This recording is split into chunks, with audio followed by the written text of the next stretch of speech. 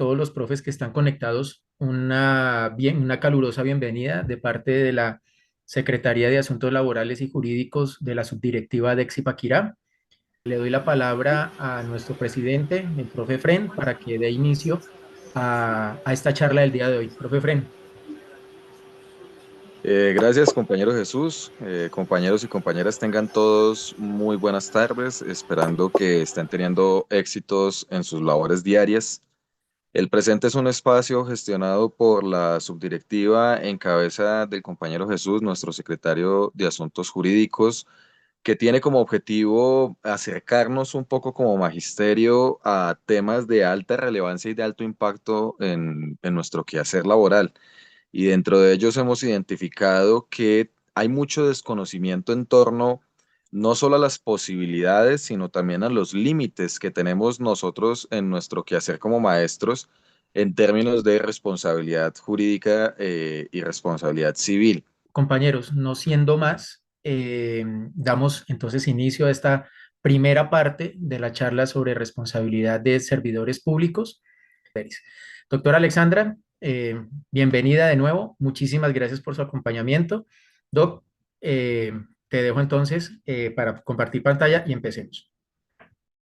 Muchas gracias, profe Jesús. Un saludo cordial para el profe Fren, un saludo también fraterno para el profe Santa María y por supuesto para todos los docentes que han atendido pues a este llamado de capacitación. Ya tenemos conectadas entre 27 y 28 personas.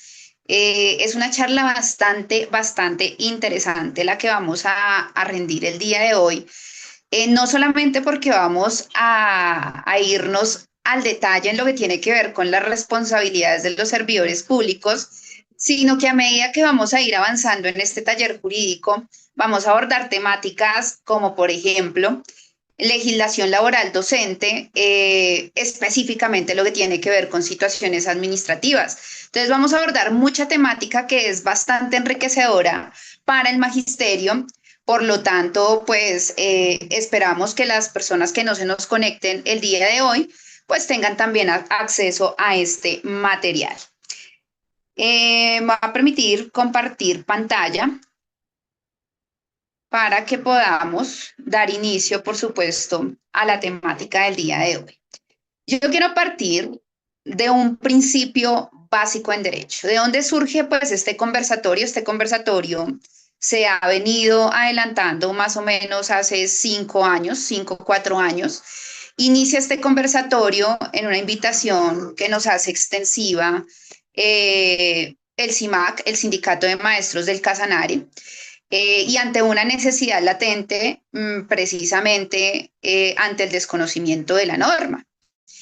Hay un principio con el que yo arranco este conversatorio que me encanta, partiendo del hecho de que mi especialidad pues es en responsabilidad de servidores públicos, reparaciones directas a la luz del artículo 90, como ya lo miraremos o lo revisaremos constitucional. Entonces, amo este conversatorio.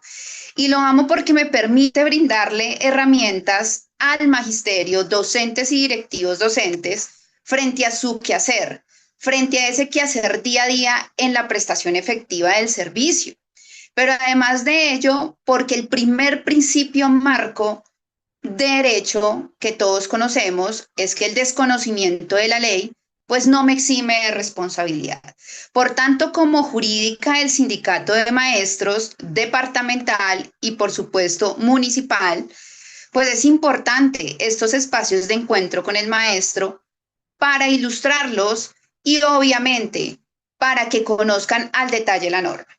Entonces, hoy vamos a disfrutarnos mucho este conversatorio. Partamos entonces de la primer premisa: el desconocimiento de la ley no me exime de responsabilidad, y damos continuidad a algo que yo en derecho siempre refiero como la jerarquización normativa. Yo no puedo hablar de lo micro si no me voy a lo macro.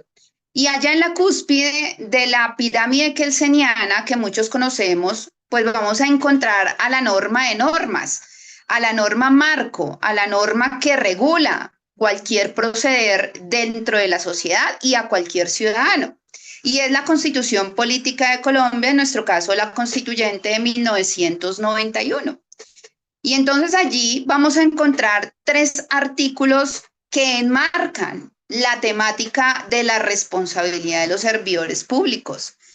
El primer artículo, que es supremamente importante y supremamente interesante, porque allí aparecen, en primer lugar, 2 palabras clave en el tema de responsabilidades de servidores públicos, que hoy en día se la escucha a todo mundo, y es la omisión y la extralimitación de funciones. Ese artículo 6 de la Carta Política claramente advierte que los particulares, es decir, Alexandra Ponte Mojica, una ciudadana común y corriente, pues tiene una responsabilidad de no infringir o ir en contravía de la Constitución y los mandatos legales que existen obviamente en la legislación colombiana. Esa es la responsabilidad de cualquier ciudadano a pie. Sin embargo, en este mismo artículo le endilga una responsabilidad superior a los servidores públicos. Y ustedes como docentes, ustedes como maestros del magisterio, pues están dentro de este grupo de servidores públicos. Este artículo 6, pues les dice que los servidores públicos serán responsables por las mismas razones que un ciudadano de pie, es decir, de ir conforme a lo que enmarca la Constitución, de ir conforme a lo que enmarca las leyes, pero que además, oigan aquí, porque aquí es donde se les endilga una responsabilidad superior. Entonces, el artículo 6 dice que además serán responsables por un actuar omisivo o por un actuar extralimitado en sus funciones. Y es ahí, no es en ninguna otra norma, donde arranca estos 2 conceptos que son fundamentales y que nosotros lo tenemos allí que tener como una premisa en la prestación efectiva del servicio. El actuar omisivo o el actuar extralimitado, pues conlleva a una responsabilidad por parte del servidor público y lo encontramos allí enmarcado en la Constitución Política de Colombia, artículo 6. Luego encontramos el artículo 90 y el artículo 90 pues hace referencia a la falla en el servicio, hace referencia a esa obligación del Estado del resarcimiento pleno de perjuicios. Entonces yo ya estoy hablando aquí, cuando hago referencia a un resarcimiento pleno de perjuicios, obligatoriamente hago referencia a un tema pecuniario, a un tema de resarcimiento pleno de algún daño ocasionado, y este artículo 90 me lo trae, por el actuar, y vuelve a aparecer las 2 palabras claves, por el actuar omisivo o por el actuar extralimitado de los servidores públicos. Entonces, el Estado, que es lo que me dice aquí el artículo 90 de la Carta Política, será el responsable por el resarcimiento pleno de perjuicios ante un actuar omisivo o ante un actuar extralimitado de cualquiera de sus servidores públicos. Entonces, ¿quién es el Estado aquí para que logremos identificar? Porque si yo leo ese artículo 90, pues el maestro, la maestra o el directivo docente, rector, puede que diga, bueno, si el Estado responde por mi actuar, entonces yo aquí, ¿qué papel predominante o qué papel relevante juego en este tema resarcitorio? Y esto es muy importante aclararlo, porque si bien es cierto, el Estado entra a responder inicialmente por un actuar omisivo o extralimitado, recordemos que existe en materia de derecho la famosa acción de repetición, donde se le conmina en un actuar solidario o en una responsabilidad solidaria a ese servidor público que generó con el actuar omisivo o que generó con ese actuar extralimitado un daño a cualquier persona, digamos, de la comunidad educativa. Entonces, quien responde inicialmente a través de demandas de reparación directa ante la jurisdicción contenciosa administrativa, pues es el Estado. Y llamemos aquí Estado o identifiquemos al Estado como los departamentos, como los municipios o como los entes territoriales, en este caso, por ejemplo, los distritos. Para el caso de Zipaquirá, pues vamos a identificar en materia de responsabilidades a la luz de este artículo 90 al Estado como el ente territorial, la alcaldía municipal, Secretaría de Educación. Entonces, aquí en este artículo yo suelo colocar un ejemplo para que nos quede pues esto muy claro. Existe una sentencia hito por parte del Consejo de Estado, que es el máximo órgano de cierre de la jurisdicción contenciosa administrativa, que marca el tema de la responsabilidad de los servidores públicos, específicamente pues de nuestros docentes y directivos docentes. Esta sentencia es un caso muy particular que sucede en uno de los departamentos pues de Colombia, donde en una institución educativa, en un aula, mientras una maestra impartía su cátedra, estaba un pupitre en mal estado. Tenía allí una varilla, salía. Un niño se tropieza, choca contra esta varilla y pierde su ojo. Los padres del menor demandan al Estado, en este caso demandan al departamento por una falla del servicio y advierten una omisión en el cumplimiento de funciones de sendos servidores públicos dentro de esa institución educativa. Por supuesto que la demanda prospera y ordenan un resarcimiento pleno de perjuicios para papá, para mamá, para el hermano del menor y para el menor afectado. ¿Quién resarce los perjuicios del grupo familiar en atención a la falla del servicio? El departamento. Es conminado a pagar. No obstante, con posterioridad a la sentencia, el mismo departamento hace uso efectivo de la acción de repetición y termina llamando en garantía para un pago solidario al directivo docente rector de la institución educativa donde ocurrió el hecho y a la maestra de la institución educativa que en ese momento se encontraba en la prestación del servicio o adelantando pues obviamente su asignación académica con los estudiantes. Nótense que aquí logramos en este ejemplo claramente identificar qué es un actuar omisivo. ¿Cuál fue la conducta omisiva por parte del directivo docente rector y cuál fue la conducta omisiva por parte de nuestra maestra en este caso? La maestra, de aquí ahorita vamos a ver un segundo principio en tema de responsabilidades en cuestión de lo que tiene que ver con la omisión. Entonces, si la maestra se encontraba impartiendo su clase y logró avisorar o darse cuenta de que se encontraba dentro del aula este puesto, este pupitre en mal estado, era su obligación retirar el pupitre y poner en conocimiento pues a las instancias respectivas dentro de la institución educativa. Pero también el directivo docente rector pues es llamado, entre tanto es el encargado, es la cabeza de la institución educativa y es garante de la efectividad en la prestación del servicio educativo. Por lo tanto, al momento de hacer los inventarios, pues el directivo docente rector también estaba en la obligación de sustraer, de quitar pues este utensilio o este inmueble en aras de preservar obviamente la integridad de cualquier miembro de la comunidad educativa.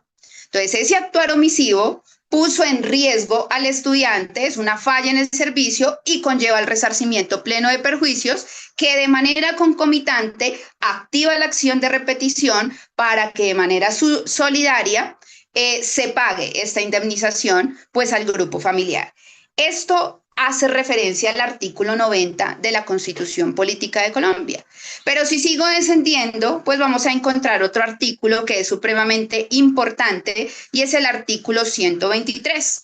El artículo 123, pues claramente me dice que los servidores públicos deberán ejercer las funciones de la manera prevista, número 1, en la Constitución, de conformidad a lo que ya advierte el artículo 6º, al que ya hicimos referencia, y también nos dice de conformidad a las leyes y de conformidad a los reglamentos. Y es ahí donde ya, desde el marco constitucional, empiezo a avanzar a un marco normativo. Entonces volvemos a imaginarnos pues nuestra pirámide kelseniana, donde ya encontramos la Constitución, donde ya advertimos entonces que el artículo 6º me dice claramente que yo soy responsable como servidor público de un actuar omisivo, de un actuar extralimitado, pero que además el artículo 123 me dice que yo debo ejercer mis funciones de conformidad a lo previsto en la Constitución, en la ley, pero además de ello en los reglamentos. Cuando yo desciendo en esa pirámide kelseniana, pues voy a encontrar en un segundo eslabón por debajo de la Constitución política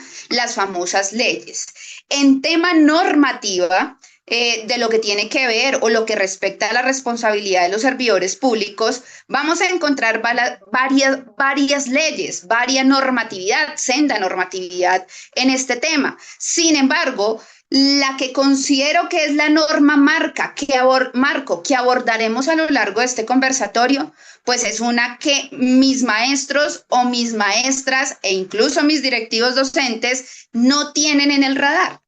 Cuando yo le pregunto en los conversatorios en vivo y en directo a mis maestros y a mis maestras cuál es la norma marco de responsabilidad o dónde encuentran establecidas las funciones propias del cargo, al unísono siempre me contestan que en el manual de funciones. Entonces, nótense que el manual de funciones está reglamentado en una resolución y que por encima de la resolución pues vamos a encontrar una ley y que la ley marco en el tema de responsabilidades de servidores públicos es una que no tienen en el radar nuestros servidores públicos y es el Código Único Disciplinario conocido o establecido reglamentariamente como la Ley 1952 de 2019.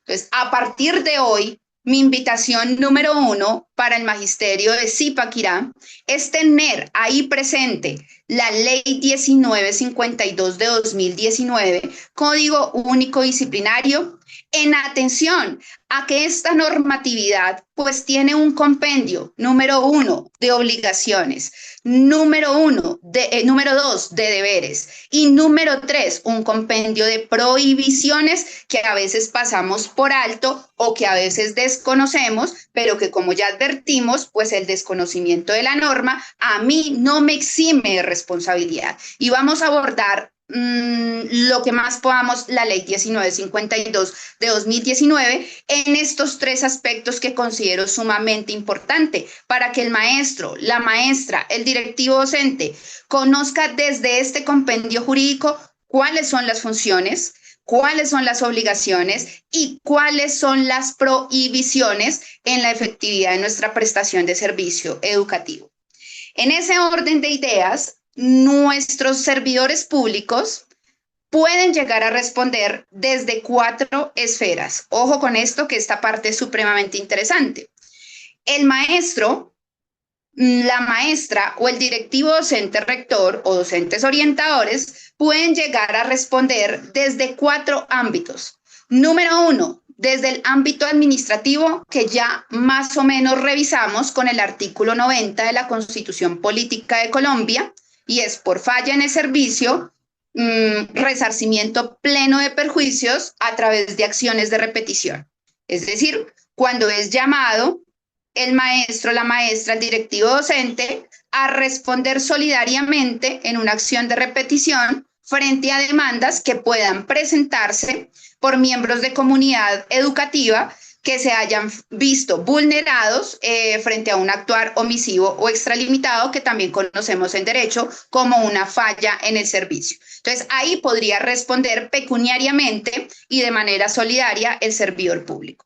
Pero también puede responder de manera concomitante penalmente ese servidor público en atención a un actuar omisivo o en un actuar extralimitado. Y entonces muchos me dirán, uy, doctora, pero entonces, ¿cuándo se hace efectivo que yo pueda llegar a responder desde el ámbito penal? Entonces, no en todas las conductas el maestro, la maestra, el directivo docente puede verse inmerso en una investigación desde la esfera penal ante fiscalía. ¿Cuándo se da esta situación de responsabilidad y de investigación penal? Cuando estamos frente a una conducta que es concebida como un delito cometida por parte del servidor público, establecida pues en nuestro Código Penal colombiano. Vamos a poner algunos ejemplos de responsabilidades de la esfera penal, donde maestros, maestras, directivos docentes pues pueden verse inmersos en investigaciones ante la fiscalía. Número 1, un delito conocido como prevaricato. Número 2, un delito conocido como abuso de autoridad, artículo 416 del Código Penal. Uno muy conocido por todos, injuria o calumnia, y ya cuando avancemos en el conversatorio vamos a revisar cómo la injuria, cómo la calumnia, pues puede convertirse en una conducta no solamente de tipo penal, sino también de tipo disciplinaria. Número 3, también conocida mucho por nuestros maestros, maestras y directivos docentes, y es las lesiones personales que se pueden dar en el ejercicio propio del cargo. Número 4, otro ejemplo que podemos colocar aquí de una conducta que puede ser objeto de investigación desde la esfera penal, son las conductas sexuales, a las cuales haré referencia a lo largo de este conversatorio porque son sumamente importantes y hemos visto en el ejercicio de la profesión cómo se han ido incrementando denuncias desde la esfera penal y desde la esfera disciplinaria por conductas de orden sexual que son concebidas en el Código Único Disciplinario como faltas gravísimas, dolosas. Y pues esto tiene un impacto, pero ya avanzaremos en ese tema. Esos son algunos de los ejemplos, por supuesto hay muchos más, pero donde podría, frente a la comisión o a la posible comisión de un delito, el servidor público llegar a ser investigado desde la esfera penal. También podría ser investigado el servidor público desde la esfera fiscal. Y recordemos que desde la esfera fiscal hago referencia al tema de manejo de presupuesto. Aquí un ejemplo muy claro de un servidor público que maneja dinero dentro de la institución, pues obviamente están nuestros directivos docentes rectores. Recordemos que ellos tienen dentro de las funciones el manejo de unos recursos de la institución educativa. Si hay un mal manejo de recursos, pues estaríamos frente a una investigación y frente a una responsabilidad de orden fiscal que puede llegar a ser adelantada por parte de la Contraloría General de la Nación. Y también podría el servidor público responder desde la esfera disciplinaria. Entonces, noten, profes, que el servidor público en el ejercicio propio de sus funciones puede verse inmerso, ojo, de manera concomitante en 4 tipos de responsabilidades: administrativa, penal, fiscal y disciplinaria.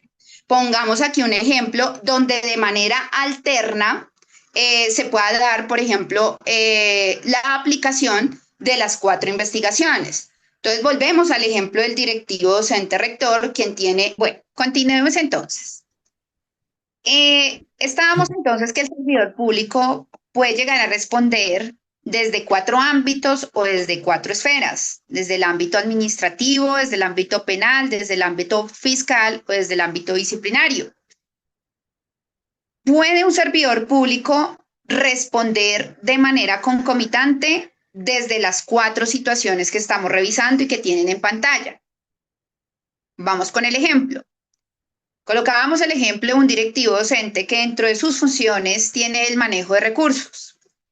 Si hay una conducta de mal manejo de esos recursos, pues ese directivo docente rector o ese servidor público de manera inmediata puede llegar a ser investigado por un actuar delictivo a través de la Fiscalía o por parte de la Fiscalía General de la Nación.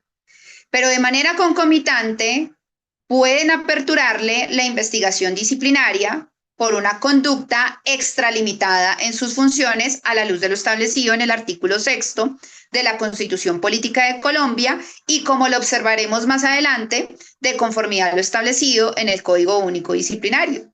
Pero ese mismo rector también me le pueden hacer una investigación o adelantar una investigación por parte de la Contraloría General de la Nación y digamos que también podría verse inmerso en algún tipo de resarcimiento del perjuicio, la devolución de ese dinero desde el mismo ámbito penal o desde el ámbito administrativo. Este es un ejemplo donde nosotros podemos observar que una conducta puede ser objeto de una investigación o de las 4 investigaciones por parte de los diferentes estamentos o entidades si cumple las características para tal efecto. Es decir, que una no me suprime a la otra y esto es importante tenerlo allí en cuenta.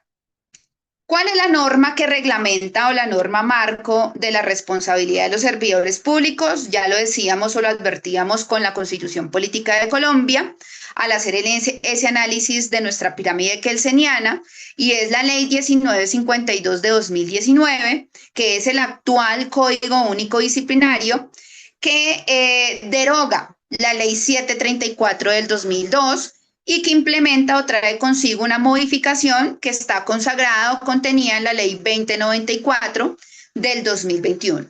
Pero palabras más, palabras menos, para que me entiendan, la norma marca, y es lo que me interesa que ustedes hoy se lleven, en cuanto a funciones, deberes y prohibiciones, responsabilidades de servidores públicos, pues es nuestro Código Único Disciplinario.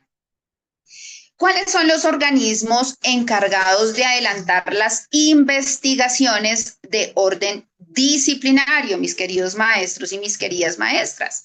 Los órganos encargados de la investigación disciplinaria pueden ser, número uno, el principal, las oficinas de control interno disciplinario de los entes territoriales. Es decir, que si hay una conducta omisiva, que si hay una conducta extralimitada, puesta en conocimiento a través de una queja que puede ser presentada por un mismo servidor público, llámese directivo docente, coordinador o docente, o que puede ser interpuesta por parte de cualquier miembro de la comunidad educativa, llámese padre de familia, llámese madre de familia, llámese acudiente, por parte de un tercero, pues es objeto de una indagación preliminar y de la apertura de una investigación disciplinaria. Disciplinariamente, ¿quién investiga a nuestros servidores públicos? Las oficinas de control interno disciplinario de los entes territoriales. Y entonces ustedes me preguntarán por qué tenemos en pantalla a la Procuraduría General de la Nación. Es importante advertir que hay unas conductas concebidas como faltas gravísimas, dolosas, que atentan contra la dignidad del ser humano.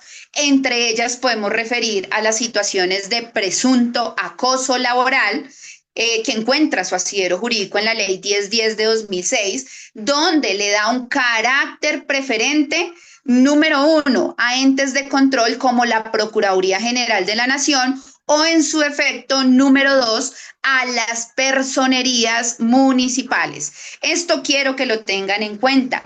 Ya hemos identificado, ya tenemos procesos disciplinarios adelantados de manera directa, no por parte de la Oficina de Control Interno Disciplinario, sino directamente por parte de Procuraduría General de la Nación o por parte de las personerías en casos o conductas específicas como las que acabo de relacionar, presuntos acosos laborales.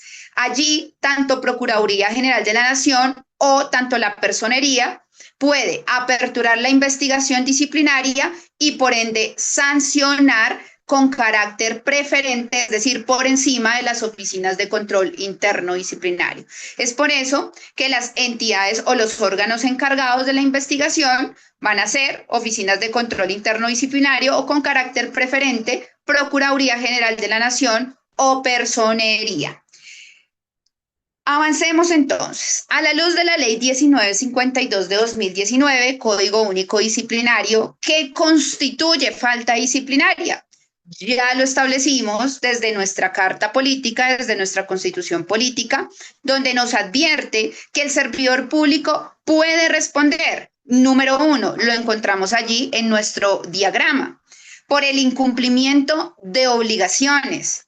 Número dos, por una extralimitación de funciones. Número tres, por infringir las prohibiciones, que más adelante las observaremos al detalle. Número cuatro, por ir en contravía de los impedimentos o conflictos de intereses que se puedan suscitar en el marco efectivo de la prestación del servicio. Entonces, por estos cuatro ámbitos podemos establecer que se puede llegar a constituir una falta disciplinaria y que por ende puede conllevar a la apertura de los procesos enmarcados o los procedimientos enmarcados en el mismo Código Único Disciplinario, que también los observaremos más adelante en este conversatorio.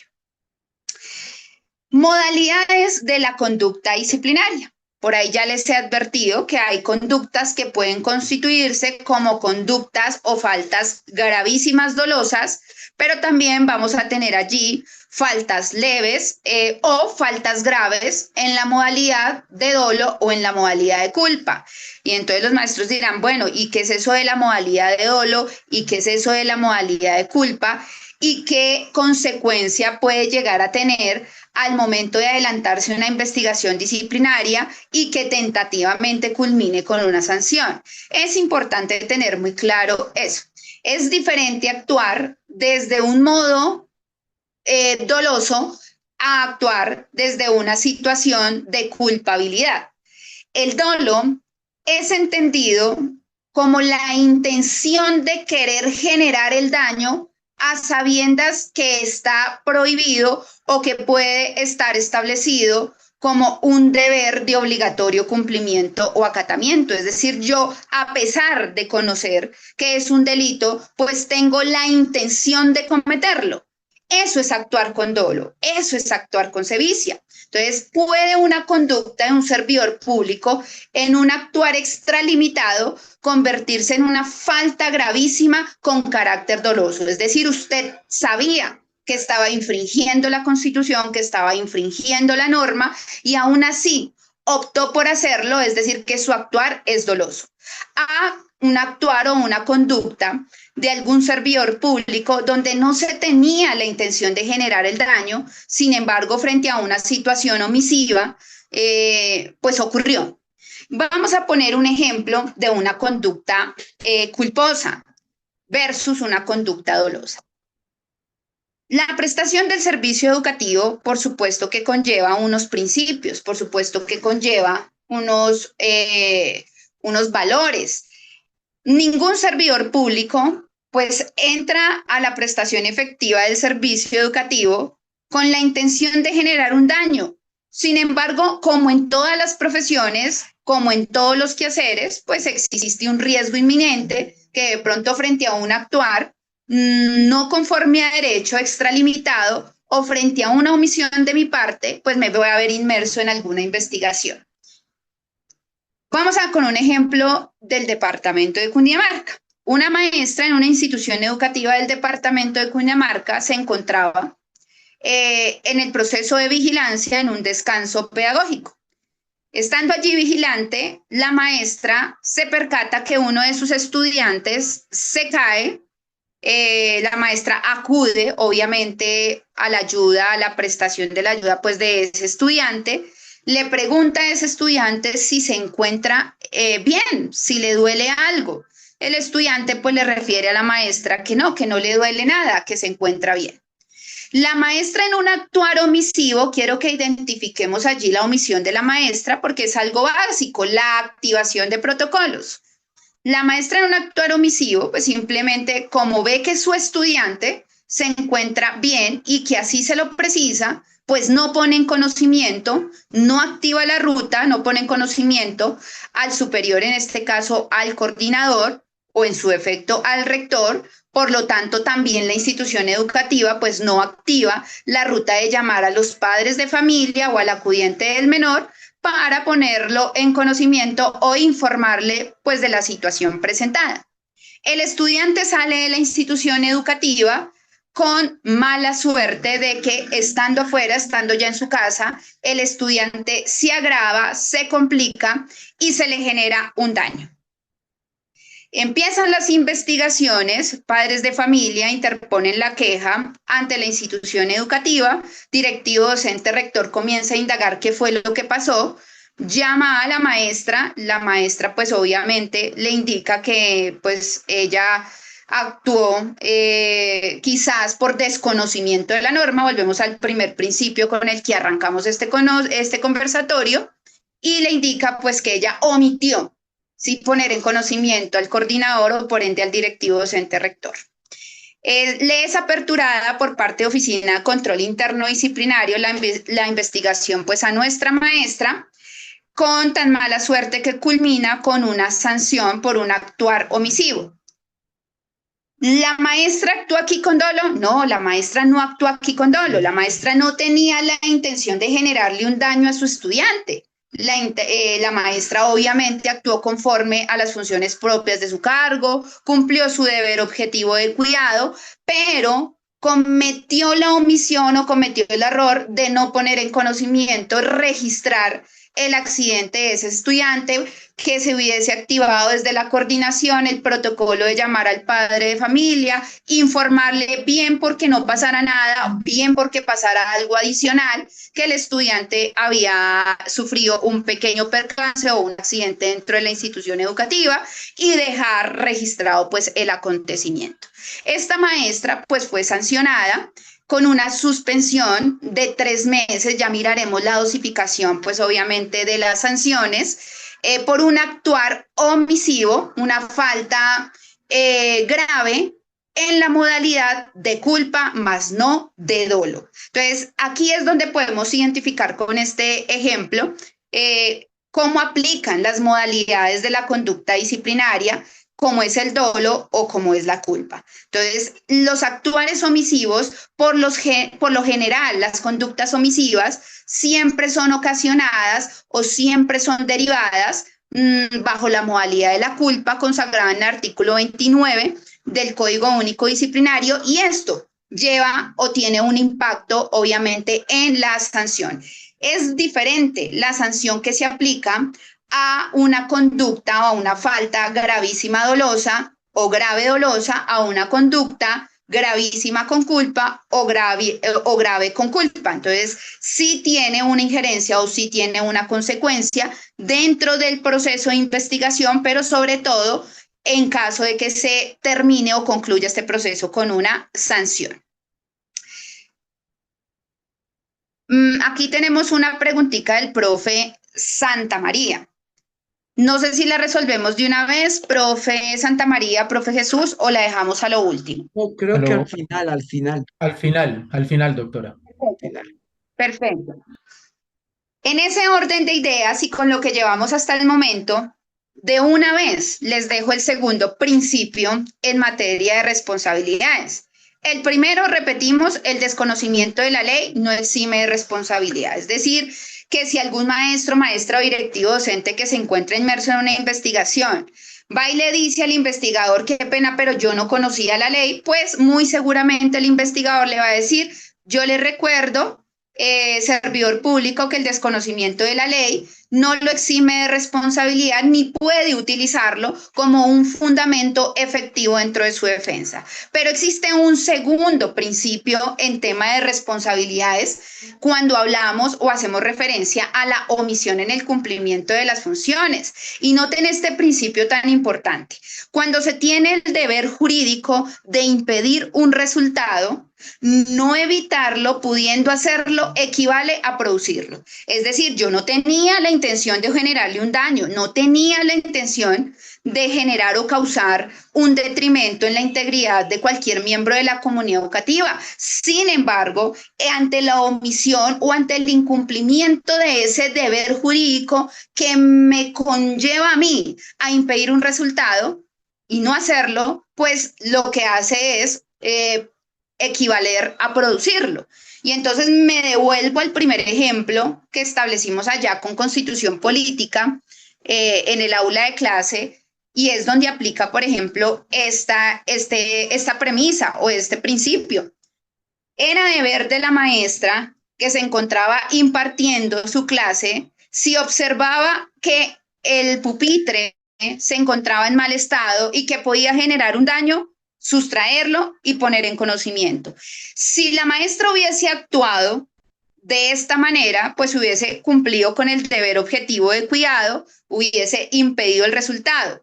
Como no lo hizo, pues su intención no era que alguno de sus estudiantes se tropezara, tuviera un accidente y se le ocasionara un daño. Pero como omitió ese deber jurídico de impedir el resultado, pues eso le equivale a esa maestra el haberlo producido. No con dolo, pero sí con culpa, y por lo tanto que sea inmersa o se vea inmersa en una investigación disciplinaria o en cualquiera de las investigaciones que ya hicimos referencia con antelación. Este principio es sumamente importante y va muy ligado a esas conductas omisivas, que es en las que a veces con mayor porcentaje o con mayor relevancia incurren pues nuestros servidores públicos, nuestros maestros, nuestras maestras, nuestros directivos docentes. Aquí me voy a ir a algo que es sumamente importante y considero que con esto cerraríamos la primera parte, pues, de nuestro conversatorio, porque en esta parte que es supremamente fundamental, donde vamos a identificar deberes, donde vamos a identificar las prohibiciones, pues me voy a alargar por lo menos 30 minutos más. Entonces, creo que con esta parte concluiríamos esta primer parte de nuestro conversatorio de responsabilidades para en la segunda sesión abordar a fondo cuáles son las etapas de un proceso disciplinario. Entonces, seguimos descendiendo, seguimos ahondando en nuestro código único disciplinario y los maestros entonces siempre me dicen, aparte de las funciones establecidas en nuestro manual, doctora, entonces tenemos otras funciones. ¿Cuáles son esas funciones? ¿Cuáles son esas prohibiciones? Porque así me dicen que, sí, que yo puedo cometer una falta disciplinaria por incumplimiento de funciones, pues ¿cuáles son esas funciones que yo tengo? Si a mí me dicen que yo puedo verme inmerso en una investigación disciplinaria por incurrir en alguna prohibición, pues bueno, ¿cuáles son esas prohibiciones? Pues aquí se las traigo de manera muy sucinta. Primer deber que nos enmarca la ley 1952 de 2019. El más bobo, pero el que menos aplicamos, mis queridos maestros. Ese deber, de manera literal o taxativa, así la trae consigo el Código Disciplinario, hace referencia al trato respetuoso, imparcial y recto con las personas con que tengo relación por razón del servicio. Lo repito, hace referencia al trato respetuoso, imparcial y recto con todas las personas con quien tengo relación por razón del servicio. Llámense directivos docentes, llámense personal administrativo, llámense compañeros, llámense padres de familia, llámense estudiantes. El trato como servidor público con todas las personas con quien tengo relación tiene que ser un trato respetuoso, tiene que ser un trato decoroso, tiene que ser un trato recto. De lo contrario, cualquier situación o queja que se pueda presentar que vaya en contravía de este deber, pues puede conllevar a la apertura de una investigación disciplinaria. Y me voy con un ejemplo para que miremos la extensión de este deber. Un maestro en otro departamento que no es Cundinamarca se vio inmerso en una investigación disciplinaria por esta conducta, por el incumplimiento de este deber. Entonces, en el auto de apertura, el investigador cumplió con ese deber de tratar con dignidad, de tratar con respeto, de tratar con imparcialidad y con decoro a las personas con las que usted labora. ¿Cuál fue la situación allí? Este maestro tenía como costumbre tomarse fotografías, ojo, dentro de la institución educativa, ojo, dentro de su jornada laboral, ojo, dentro de su jornada de permanencia en la institución educativa, en diferentes espacios, en el baño, en el aula, y estas fotografías, pues no eran fotografías decorosas, ¿sí? Eran fotografías donde él aparecía desnudo y las subía o las cargaba en redes sociales como sus estados de WhatsApp, redes sociales como su Facebook. Alguna madre de familia de las que él tenía vinculada dentro de, pues obviamente, dentro de sus contactos, se percata, toma los pantallazos y remite la queja a la institución educativa. La directiva docente rectora inicia como una investigación y se percata que efectivamente, pues este maestro de manera frecuente subía este tipo de material fotográfico a sus estados.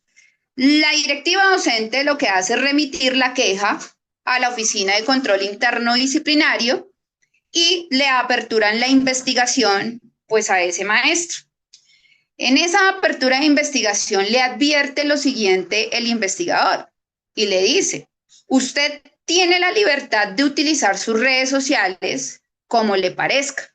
Nosotros eso no lo vamos a entrar a investigar, ¿sí? A soslayar. Sin embargo, maestro, usted estaba utilizando sus redes sociales dentro de la institución educativa, en el ejercicio propio de su cargo, y no son fotografías, pues obviamente, decentes. Por el contrario, son fotografías que atentan contra los estudiantes, mucho más con estudiantes que usted dirige, que son estudiantes de primaria, contra los padres de familia y contra sus mismos compañeros. Yo le recuerdo a usted, servidor público, que usted tiene un deber establecido en la ley 1952, que es tratar con respeto, imparcialidad y rectitud a las personas con las que tenga relación por razón de su servicio. Usted actuó en contravía de ese deber, por lo tanto lo voy a investigar. Entonces, nótense allí con este ejemplo la magnitud del alcance pues de este primer deber que trae consigo la norma. Avanzamos y vamos a encontrar otro deber que es sumamente interesante analizar, y aquí es donde me voy a detener en situaciones administrativas. Entonces, el tercer deber que trae consigo la ley 1952 reglamenta lo siguiente o establece lo siguiente. Es un deber de todo servidor público dedicar la totalidad del tiempo reglamentario de trabajo al desempeño de las funciones encomendadas, salvo las excepciones legales. Salvo las excepciones legales, y voy a arrancar el análisis de este deber de abajo hacia arriba. Voy a comenzar por las excepciones legales, mi querido maestro. Entonces, ustedes están obligados, y así lo trae la norma, el manual de funciones también, a dedicar la totalidad del tiempo reglamentario de trabajo al desempeño de sus funciones, salvo las excepciones legales. Me va a salir un momentico de esta presentación para irme a otra rápidamente, que son las situaciones administrativas, para que revisemos a fondo cuáles son esas excepciones legales. Listo. Compartimos pantalla y vamos a la siguiente presentación. Vamos a comenzar entonces cuáles son las excepciones legales para que cualquier servidor público, sea directivo docente, sea docente orientador, pues incumpla como con esta obligación del cumplimiento de sus funciones. Entonces, la primera excepción legal, que está consagrada tanto en el decreto 2277 de 1979 como en el decreto 1278 del 2002, nos habla de los permisos, profes. Entonces, recordemos que los maestros, las maestras, los directivos docentes tienen derecho hasta 3 días de permiso en el mes, mis profes. Hasta 3 días de permiso en el mes, permiso que puede ser continuo o permisos que pueden ser interrumpidos. Es decir, un maestro puede pedirle al directivo docente rector un permiso de 3 días continuos en el mes, o puede pedirle al principio del mes un día de permiso, en la mitad del mes otro día de permiso y al finalizar el mes otro día de permiso. Es un derecho que le asiste al maestro. Es importante entender que el permiso tiene unas características específicas, especiales. Algunas las traen los mismos decretos a los que ya hicimos referencias, otros han sido objeto de análisis y extensión por parte de directivas emitidas por el Ministerio de Educación Nacional, como por ejemplo la directiva número 16 del año 2013. Esta directiva es sumamente importante porque en el último párrafo de la directiva hace un análisis y trae consigo las características del permiso. Hablemos un poquito de las características del permiso. Número 1. ¿Quién concede este permiso de 3 días al maestro o a la maestra? Es una función taxativa, una función específica y una función indelegable del directivo docente rector. Es decir, que si al maestro, a la maestra, al docente orientador, el permiso se lo concede, por ejemplo, el coordinador, el directivo docente rector estaría incurriendo en una omisión en el cumplimiento de sus funciones o en una extralimitación de las mismas. Entonces, es una función taxativa y no delegable, indelegable por parte del directivo docente rector. ¿Cómo se solicita ese permiso? Entonces, el procedimiento claramente establece que el maestro, la maestra, el docente orientador, el servidor público que requiera el permiso, debe solicitarlo por escrito, con días de antelación, mis queridos maestros, y que el directivo docente rector debe concederlo o denegarlo por escrito. Pero además de ello, si lo piensa negar, la norma le indica una responsabilidad y le dice que solo podrá negar el permiso por una causal o una razón justificada o por una situación de fuerza mayor o caso fortuito.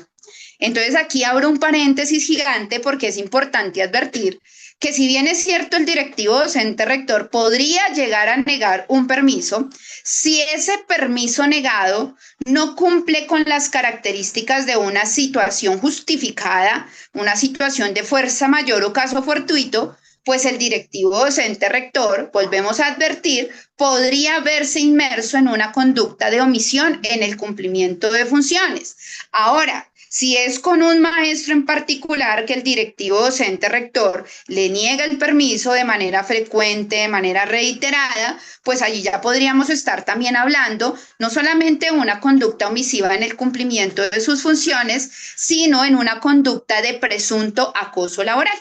Entonces, esa es una característica y es importante, digamos, allí tenerlo en cuenta. Si me voy a la Directiva 16 del año 2013, pues vamos a encontrar también unos elementos bien interesantes. Número 1, la Directiva 16 del año 2013, emitida por el Ministerio de Educación Nacional, claramente refiere que quien solicita el permiso no está obligado a constituir o a dejar un reemplazo.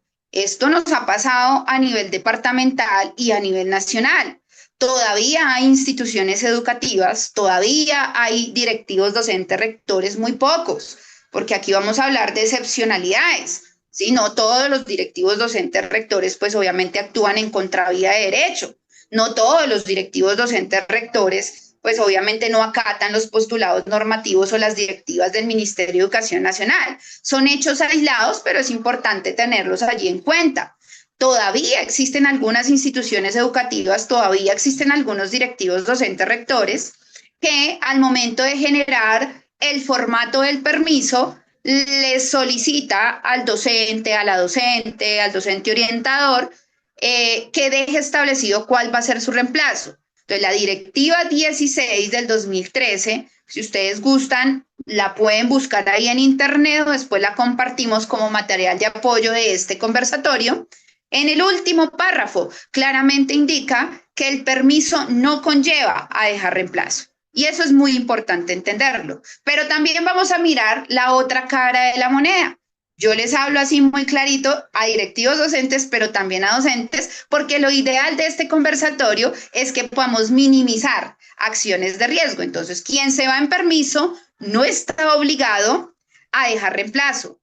Pero quienes se quedan dentro de la institución educativa, el Consejo de Estado, que es el máximo órgano de cierre de la jurisdicción contenciosa administrativa, pues ha advertido que deben propender por el cuidado, la salvaguarda. Se nos va a acabar nuevamente la sesión. En virtud del deber objetivo de cuidado, en virtud de la vigilancia de los estudiantes, también muy de la mano del Código de Infancia y Adolescencia, pues sí deben propender por la vigilancia del cuidado de los estudiantes que se quedan. Ejemplo, si se va el profe Jesús en permiso, él no deja reemplazo, no deben solicitarle dejar un reemplazo.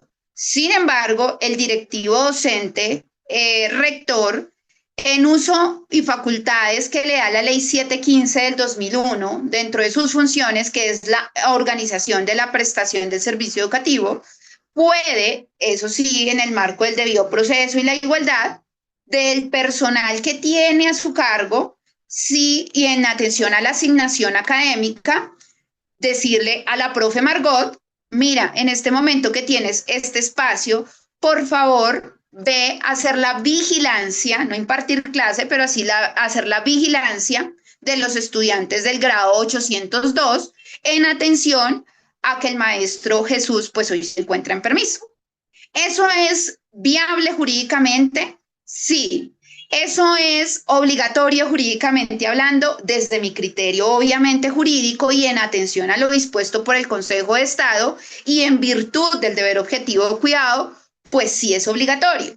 Porque nótese que si la maestra Margot le llega a decir al directivo docente rector, qué pena con usted rector, pero eso no está dentro de mis funciones, sí, por lo tanto no voy a hacer el cuidado y la vigilancia, y algo le pasa a los estudiantes del grado 805, pues vienen unas investigaciones y unas cadenas de responsabilidades donde el directivo docente rector puede llegar a advertir: yo solicité a este servidor público la vigilancia, no la aceptó y pues se ocasiona, digamos, allí ese hecho.